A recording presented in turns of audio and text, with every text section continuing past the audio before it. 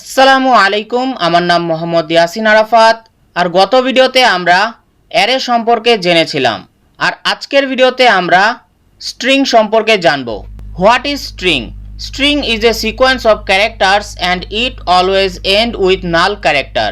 Sequence of ক্যারেক্টারকেই আমরা string বলে থাকি, আর এই যে চিহ্নটি আপনারা দেখতে পাচ্ছেন এটিকেই বলে হচ্ছে নাল ক্যারেক্টার। এখানে আপনারা সিনট্যাক্সটি দেখতে পাচ্ছেন। এখানে সর্বপ্রথম রয়েছে ডাটা টাইপ, এরপর রয়েছে ভ্যারিয়েবল নেম, এরপর রয়েছে সাইজ, এরপর আপনি ডাবল কোটের ভেতর যাই লিখবেন সেটি হচ্ছে স্ট্রিং। এখন এখানে আপনি একটি এক্সাম্পল দেখতে পাচ্ছেন। এখানে আমি সর্বপ্রথম একটি ক্যারেক্টার টাইপের ডাটা টাইপ নিয়ে নিয়েছি, এরপর ভ্যারিয়েবল নিয়ে নিয়েছি এ, আর এর সাইজ আমি ডিফাইন করে দিয়েছি 10। এর মানে আমি এই ক্যারেক্টার অ্যারের ভেতর 10টি ক্যারেক্টার ইনপুট নিতে পারবো। এরপর আমি এখানে ডাবল কোটের ভেতর একটি স্ট্রিং দিয়ে দিয়েছি, স্ট্রিংটি হচ্ছে কোডিং, আর শেষে আমি এখানে নাল ক্যারেক্টার দিয়ে দিয়েছি। আপাতত আপনি এই নাল ক্যারেক্টারকে স্কিপ করে দিন, মনে করুন এটি এখানে নেই। তো যদি এই নাল ক্যারেক্টারটি এখানে না থাকে তাহলে এই স্ট্রিং এর স্টার্টিং ক্যারেক্টার হচ্ছে সি আর এন্ডিং ক্যারেক্টার হচ্ছে জি, যা আমরা বুঝতে পারছি। কিন্তু প্রোগ্রাম কোন একটি স্ট্রিং এর স্টার্টিং ক্যারেক্টার বুঝতে পারে যে স্টার্টিং ক্যারেক্টার কি, কিন্তু এন্ডিং ক্যারেক্টার কোনটি এটি প্রোগ্রাম বুঝতে পারে না, যার জন্য আমাদের ম্যানুয়ালি এখানে নাল ক্যারেক্টার দিয়ে দিতে হয়। অথবা যদি আমরা এই ক্যারেক্টারের সাইজের জায়গায় এই নাল ক্যারেক্টারের জন্য একটি জায়গা রেখে দেই তাহলে কম্পাইলার অটোমেটিক্যালি এখানে একটি নাল ক্যারেক্টার বসিয়ে দেয়।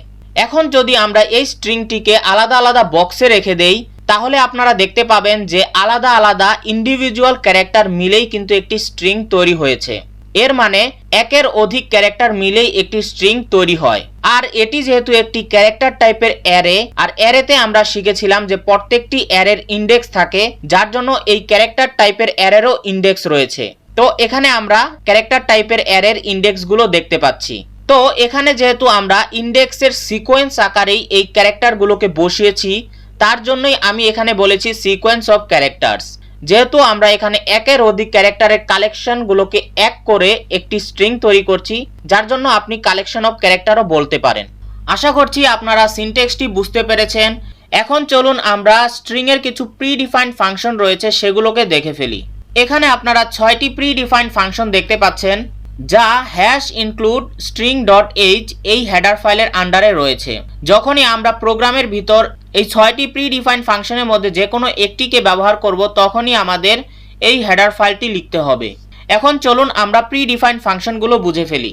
এখানে আপনারা দেখতে পাচ্ছেন strlen স্ট্রিং লেন্থ, এটি দ্বারা আমরা স্ট্রিং এর লেন্থ বের করে থাকি। এরপর হচ্ছে strcpy স্ট্রিং কপি, এটি দ্বারা আমরা একটি ভ্যারিয়েবলের ভেতর থাকা স্ট্রিংকে অন্য একটি ভ্যারিয়েবলের ভেতর কপি করে থাকি। এরপর এখানে আপনারা দেখতে পাচ্ছেন strcat, এটি দ্বারা আমরা দুইটি স্ট্রিংকে মার্জ করে থাকি। মনে করুন এ ভ্যারিয়েবলের ভেতর রয়েছে জয় আর বি ভ্যারিয়েবলের ভেতর রয়েছে সরকার। এখন যদি আমরা এই দুটি স্ট্রিংকে এক করে লিখতে চাই তখন আমরা এই ফাংশনটি ব্যবহার করব। তো এই ফাংশনটি ব্যবহার করলে কি হবে, জয় সরকার দুইটি স্ট্রিংই মার্জ হয়ে যাবে। এরপর আপনারা এখানে দেখতে পাচ্ছেন strcmp, এটি দ্বারা আমরা দুটি স্ট্রিং এর মধ্যে কম্পেয়ার করে থাকি। যেমনটা আমরা আগেই শিখেছিলাম যে দুটি সংখ্যা বা তিনটি সংখ্যার মধ্যে বড় সংখ্যা বের করো। তো আমরা কিভাবে করেছি, আমরা করেছি হচ্ছে কম্পেয়ার করে যে এ বড় না বি বড়, বি বড় হলে কি সি বড় না সি ছোট, এইভাবে। তো স্ট্রিং এর ক্ষেত্রেও আমরা কম্পেয়ার করার জন্য এই ফাংশনটি ব্যবহার করব। এরপর আপনারা এখানে দেখতে পাচ্ছেন strlwr স্ট্রিং লোয়ার, এটি দ্বারা আমরা কোনো আপার কেসে থাকা স্ট্রিংকে লোয়ার কেসে পরিণত করি। মনে করুন কোনো একটি স্ট্রিং ক্যাপিটাল লেটারে লেখা রয়েছে, এখন সেটিকে আমরা স্মল লেটারে লিখতে চাচ্ছি, তখন আমরা এই ফাংশনটি ব্যবহার করব। এরপর আপনারা দেখতে পাচ্ছেন strupr স্ট্রিং আপার, এটি দ্বারা আমরা কোনো লোয়ার কেসে লেখা স্ট্রিংকে আপার কেসে পরিণত করি। মনে করুন একটি স্ট্রিং স্মল লেটারে লেখা রয়েছে, সেটিকে আমরা ক্যাপিটাল লেটারে লিখতে চাচ্ছি, তখন আমরা এই ফাংশনটি ব্যবহার করব। আশা করছি আপনারা স্ট্রিং এর প্রি ডিফাইন্ড ফাংশনগুলো বুঝতে পেরেছেন। অনেক কঠিন মনে হতে পারে কিন্তু এতটাও কঠিন নয়, অনেক সহজ। যখন আপনাদের প্রোগ্রাম করে দেখাবো তখন আপনারা এটি আরো ভালোভাবে বুঝতে পারবেন। প্রোগ্রামটি লেখার আগে আপনাদের স্ট্রিং এর ইনপুট আর আউটপুট সম্পর্কে একটু ধারণা নিতে হবে। যে স্ট্রিং এর ক্ষেত্রে আমরা ইনপুট নিয়ে থাকি গেটস এর মাধ্যমে আর আউটপুট আমরা শো করে থাকি পুটস এর মাধ্যমে। এখন এই দুটি কেন আমরা ব্যবহার করি চলুন দেখে নেই। মনে করুন আমরা সি ভ্যারিয়েবলের ভেতর একটি স্ট্রিং ইনপুট নিব। তো আমরা কিভাবে করব? আমরা স্ক্যানএফ লিখব, ডাবল কোটের ভেতর %s, যেহেতু আমরা স্ট্রিং ইনপুট নিচ্ছি যার জন্য এখানে স্পেসিফায়ার হচ্ছে %s, এরপর হচ্ছে কমা $c। তো অনেক বড় একটা লেখা লিখতে হচ্ছে। এখন এই স্ক্যানএফ এর কাজই আমরা গেট সি দ্বারাই করতে পারছি। আর সেম টু সেম প্রিন্টএফ এর ক্ষেত্রে আমরা প্রিন্টএফ লিখব, স্পেসিফায়ার দিব, এরপর সি লিখব আউটপুটের জন্য। কিন্তু যদি আমরা এখানে শুধু পুটস সি দিয়ে দেই তাহলেই কিন্তু আমাদের প্রিন্টএফ এর কাজ হয়ে যাচ্ছে। এখন এই দুটিকে শুধু এই স্ট্রিং এর জন্যই আলাদাভাবে ডিজাইন করা হয়েছে সি প্রোগ্রামের ভেতর। এখন চলুন আপনাদেরকে প্রিডিফাইন্ড ফাংশনগুলো প্র্যাকটিক্যালি করে দেখাই। এখন চলুন আমরা প্রোগ্রামটি লেখা শুরু করি। সর্বপ্রথম এখানে আমি নিয়ে নিচ্ছি #include stdio.h, এরপর আমি আবারও নিয়ে নিচ্ছি #include string.h, এরপর নিয়ে নিচ্ছি int main, এরপর open curly bracket close curly bracket, এর নিচে হচ্ছে রিটার্ন 0। তো আমাদের সি প্রোগ্রামের একটি বেসিক স্ট্রাকচার তৈরি হয়ে গেছে। এখন চলুন আমরা প্রোগ্রামটি লেখা শুরু করি। সর্বপ্রথম এখানে আমি একটি ক্যারেক্টার টাইপের ডাটা টাইপ নিয়ে নিচ্ছি, এরপর ভ্যারিয়েবল নিয়ে নিচ্ছি স্ট্রিং str, আর এর সাইজ আমি ডিফাইন করে দিচ্ছি 50। এরপর আমি পুটসের মাধ্যমে আউটপুট স্ক্রিনে একটি মেসেজ প্রিন্ট করাতে চাচ্ছি, ইন্টার এনি স্ট্রিং। তো আমাদের মেসেজ প্রিন্ট হয়ে গেছে। এখন আমরা গেটসের মাধ্যমে ইনপুট নিব। তো আমরা এখানে দিয়ে দিচ্ছি str, তো আমাদের ইনপুটও হয়ে গেছে। এখন আমরা আউটপুট স্ক্রিনে এই ইনপুটটিকে শো করাবো। তো আমি দিয়ে দিচ্ছি পুটস, এর ভিতর দিয়ে দিচ্ছি str।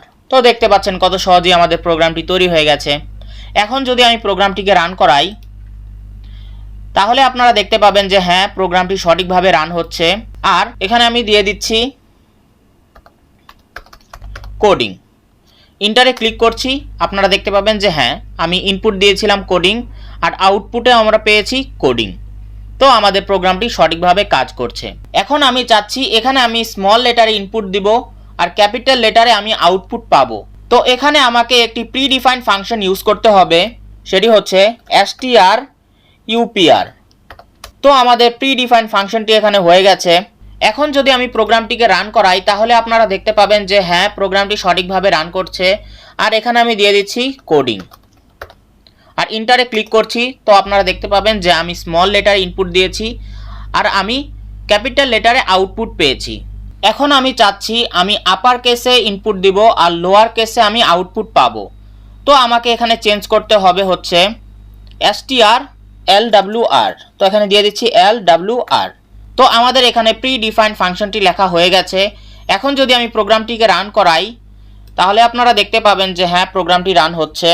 এখন যদি আমি এখানে দিয়ে দিই কোডিং, আমি আপার কেসে দিয়েছি। এখন যদি আমি ইন্টারে ক্লিক করি তাহলে আপনারা দেখতে পাবেন যে লোয়ার কেসে এখানে কোডিং প্রিন্ট হয়ে গেছে। এখন আমি চাচ্ছি এখানে আমি যাই ইনপুট দেই না কেন সেটি রিভার্সে প্রিন্ট হবে। সেটির জন্য একটি প্রিডিফাইন্ড ফাংশন রয়েছে যেটি আপনাদের বলতে আমি ভুলে গেছিলাম, সেটি হচ্ছে strrev রিভার্স। এখন যদি আমি প্রোগ্রামটিকে রান করাই, তো আমি প্রোগ্রামটিকে রান করাচ্ছি, তো আপনারা দেখতে পাচ্ছেন প্রোগ্রামটি রান হয়েছে। এখানেও আমি দিয়ে দিচ্ছি কোডিং আর ইন্টারে ক্লিক করছি, তাহলে আপনারা দেখতে পাচ্ছেন যে সি এর জায়গায় চলে আসলো জি আর জি এর জায়গায় চলে আসলো সি। তো এভাবেই রিভার্স প্রিডিফাইন্ড ফাংশনটি কাজ করে। এখন আমি চাচ্ছি আমি যাই ইনপুট দেই না কেন সেটির লেন্থ বের করতে। তো সেটির জন্য একটি প্রিডিফাইন্ড ফাংশন রয়েছে, সেটি হচ্ছে strlen লেন্থ। তো এখন যদি আমি প্রোগ্রামটিকে রান করাই তাহলে আপনারা দেখতে পাবেন যে হ্যাঁ, প্রোগ্রামটি সঠিকভাবে রান হচ্ছে। আর এখানে আমি ইনপুট দিয়ে দিচ্ছি কোডিং আর ইন্টারে ক্লিক করছি। তো আপনারা দেখতে পাচ্ছেন যে এখানে কোনো কিছু প্রিন্ট হয়নি। কেন প্রিন্ট হয়নি? কারণ হচ্ছে এখানে যে পুটস ফাংশনটি রয়েছে এটি শুধু স্ট্রিং এর ক্ষেত্রেই কাজ করে, কিন্তু লেন্থ হচ্ছে একটি ইন্টিজার ভ্যালু, যার জন্য এখানে আমাদের দিতে হবে হচ্ছে প্রিন্টএফ, এরপর এর ভেতর দিতে হবে হচ্ছে ডাবল কোট %d স্পেসিফায়ার কমা। এখন যদি আমি প্রোগ্রামটিকে রান করাই তাহলে আপনারা দেখতে পাবেন যে হ্যাঁ, প্রোগ্রামটি রান হচ্ছে। এখন আমি দিয়ে দিচ্ছি কোডিং আর ইন্টারে ক্লিক করছি। তো আপনি দেখতে পাচ্ছেন যে 6। তো এই ছোট ছোট বিষয়গুলো আপনাদের খেয়াল রাখতে হবে প্রোগ্রাম করার সময়। এতক্ষণ আমরা যেই সব প্রিডিফাইন্ড ফাংশন নিয়ে কাজ করেছি সেই সব প্রিডিফাইন্ড ফাংশন একটি স্ট্রিং দিয়ে কাজ করে, কিন্তু এখন আমরা একটি স্ট্রিংকে অন্য একটি স্ট্রিংয়ের ভেতর কপি করব। তো আমরা এখানে আরেকটি স্ট্রিং নিয়ে নিচ্ছি, স্ট্রিং 2, এর সাইজও আমরা দিয়ে দিচ্ছি 50। এখানে আমরা স্ট্রিংয়ের ভেতর ইনপুট নিয়েছি, এখন আমরা সেটিকে স্ট্রিং 2তে পেস্ট করব। তো আমরা এখানে প্রিন্টএফটি কেটে দিচ্ছি, আর এখানে আমি একটি প্রিডিফাইন্ড ফাংশন ইউজ করছি, সেটি হচ্ছে strcpy। এরপর দিয়ে দিচ্ছি ফার্স্ট ব্র্যাকেট, আমরা strকে কপি করে রাখতে যাচ্ছি str2তে। তো আমাদের এখানে প্রিডিফাইন্ড ফাংশনটি হয়ে গেছে। এখন যদি আমরা পুটস ব্যবহার করে আমরা str2কে প্রিন্ট করাই, আর যদি এটি প্রিন্ট হয় তাহলে আমরা বুঝতে পারবো যে str2তে কপি হয়ে গেছে। এখন যদি আমি প্রোগ্রামটিকে রান করাই, আর যদি আমরা ইনপুট দেই হচ্ছে কোডিং, আর যদি ইন্টারে ক্লিক করি তাহলে আপনারা দেখতে পাবেন যে হ্যাঁ, কোডিং প্রিন্ট হয়েছে। কিন্তু আমরা ইনপুট তো নিয়েছিলাম str এর ভেতর আর প্রিন্ট দিয়েছি str2, এর মানে str এর ভেতর যেটি ছিল সেটি str2 এর ভেতর পেস্ট হয়ে গেছে। এখন চলুন আপনাদেরকে দুইটি স্ট্রিংয়ের মধ্যে কম্পেয়ার করে দেখাই। তো কম্পেয়ার করার জন্য একটি প্রিডিফাইন্ড ফাংশন রয়েছে, সেটি হচ্ছে strcmp। তো এতটুকু আমরা আগে কেটে দিচ্ছি। এরপর আমরা আগে ইনপুট তো নেওয়া আছে str, আমরা str2 ইনপুট নিব, তো পেস্ট করে দিচ্ছি str2, এরপর হচ্ছে any string 2। এরপর আমরা এখানে একটি ইফ কন্ডিশন লিখছি, ইফের ভেতর দিয়ে দিচ্ছি strcmp, এর ভেতর দিয়ে দিচ্ছি str, str2, আর এই দুটি যদি 0 সমান হয় তাহলেই ইফে যা থাকবে তাই প্রিন্ট হবে। এখানে প্রিন্ট হবে কি, পুটস, এখানে আমি দিয়ে দিচ্ছি both string are equal। এরপর হচ্ছে এলস, যদি উপরে কন্ডিশনটি ফলস হয় তাহলে প্রোগ্রামটি এখানে চলে আসবে আর প্রিন্ট করে দিবে হচ্ছে পুটস। এখানে আমি এটি কপি করে নিচ্ছি,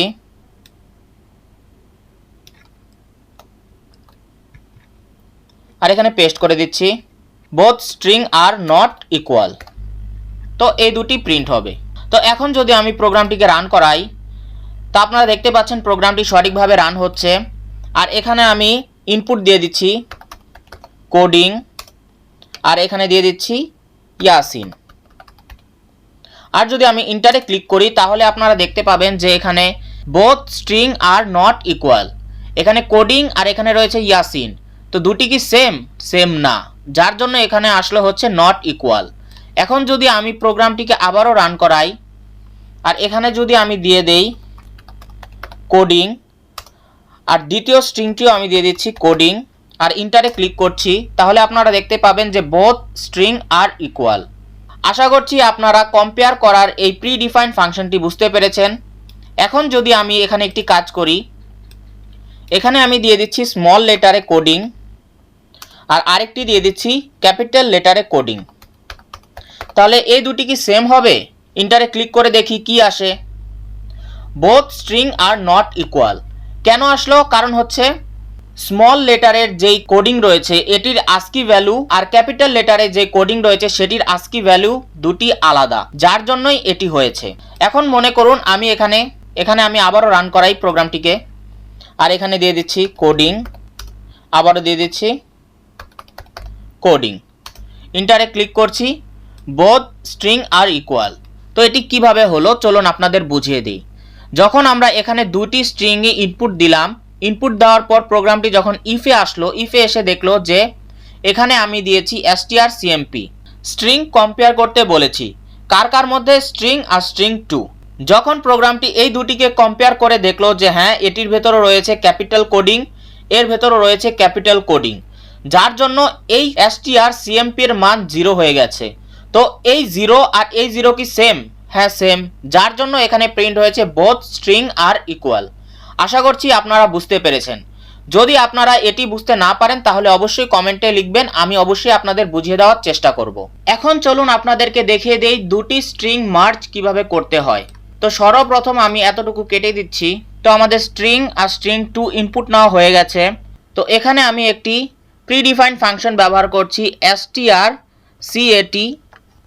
ফার্স্ট ব্র্যাকেট দিয়ে দিচ্ছি str কমা str2।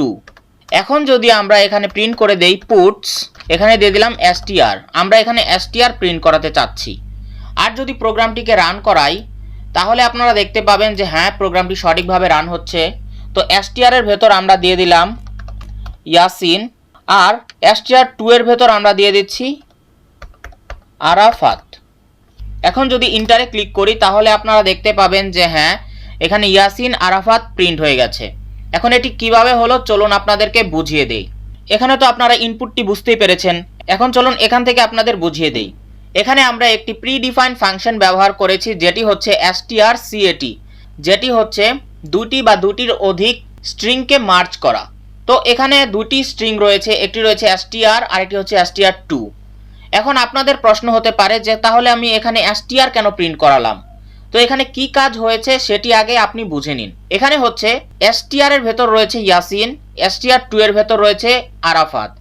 এখন যেহেতু আমরা এভাবে লিখেছি যার জন্য str2 এর ভেতর যেটি রয়েছে সেটি str এর সাথে মার্জ হয়ে str এর ভেতর স্টোর হয়ে রয়েছে। এজন্য যখনই আমরা str এখানে প্রিন্ট করিয়েছি তখন ইয়াসিন আরাফাত দুটি স্ট্রিং একসাথেই মার্জ হয়ে প্রিন্ট হয়ে গেছে। এখন সর্বশেষ আপনাদের একটি প্রশ্ন থাকতে পারে, সেটি হচ্ছে আমরা ভিডিওর প্রথমেই শিখেছিলাম যে একটি স্ট্রিং শেষ হয় নাল ক্যারেক্টার দিয়ে। তো নাল ক্যারেক্টার আমাদের ম্যানুয়ালি দিতে হয় অথবা নাল ক্যারেক্টারের জন্য একটি স্পেস রাখতে হয়। যদি আমরা ওই স্পেসটি না রাখি তাহলে কি হবে, তাহলে চলুন আমরা একটু প্র্যাকটিক্যালি দেখে ফেলি। এখানে আমি সর্বপ্রথম ক্যারেক্টার টাইপের একটি ডাটা টাইপ নিয়ে নিচ্ছি, এরপর str নামে একটি ভ্যারিয়েবল নিয়ে নিচ্ছি যার ভিতরে স্পেস আমি দিয়ে দিচ্ছি 7। এরপর ইকুয়াল দিয়ে এর ভেতর আমি স্টোর করে দিচ্ছি হচ্ছে কোডিং। এরপর পুটস ব্যবহার করে আমি এই strটিকে প্রিন্ট করে দিচ্ছি। এখন যদি আমি প্রোগ্রামটিকে রান করাই তাহলে আপনারা দেখতে পাবেন যে কোডিং প্রিন্ট হয়েছে। এর ভেতর রয়েছে হচ্ছে 1 2 3 4 5 6 6টি ক্যারেক্টার রয়েছে যার জন্য আমি এখানে 7টি স্পেস নিয়েছি। এখন যদি আমি এখানে 6টি স্পেস দিয়ে দিই তাহলে কি হবে, আমি এখানে দিয়ে দিলাম 6। এখন যদি প্রোগ্রামটিকে রান করাই তাহলে আপনারা দেখতে পাবেন কোডিং তো প্রিন্ট হয়েছে, কিন্তু কোডিং প্রিন্ট হওয়ার পর এখানে কিছু গার্বেজ ভ্যালু প্রিন্ট হয়েছে। এখন এটি প্রিন্ট হওয়ার মেন কারণ হচ্ছে প্রোগ্রাম বুঝতে পারছে যে স্টার্টিং ক্যারেক্টার হচ্ছে সি, এন্ডিং ক্যারেক্টার নাল কি না সেটি প্রোগ্রাম বুঝতে পারছে না, আর এর জন্য আমি স্পেসও রাখিনি, যার জন্য এখানে কম্পাইলার নাল ক্যারেক্টার বসাতে পারেনি, যার জন্যই এটি হয়েছে। আশা করছি আপনারা বুঝতে পেরেছেন। আমি আপনাদেরকে স্ট্রিংয়ের যত প্রিডিফাইন্ড ফাংশন রয়েছে সবগুলো প্র্যাকটিক্যালি করে দেখিয়েছি। আশা করছি আপনারা সবগুলো বুঝতে পেরেছেন। যদি আপনাদের কোনো প্রশ্ন থেকে থাকে তাহলে অবশ্যই কমেন্টের মাধ্যমে জানাবেন। আর যদি আপনারা এর থেকেও অ্যাডভান্স কিছু শিখতে চান তাহলে অবশ্যই আমাদের ওয়েবসাইটে ভিজিট করবেন। ওয়েবসাইটের লিঙ্ক ডিসক্রিপশনে দেওয়া রয়েছে। আসসালামু আলাইকুম।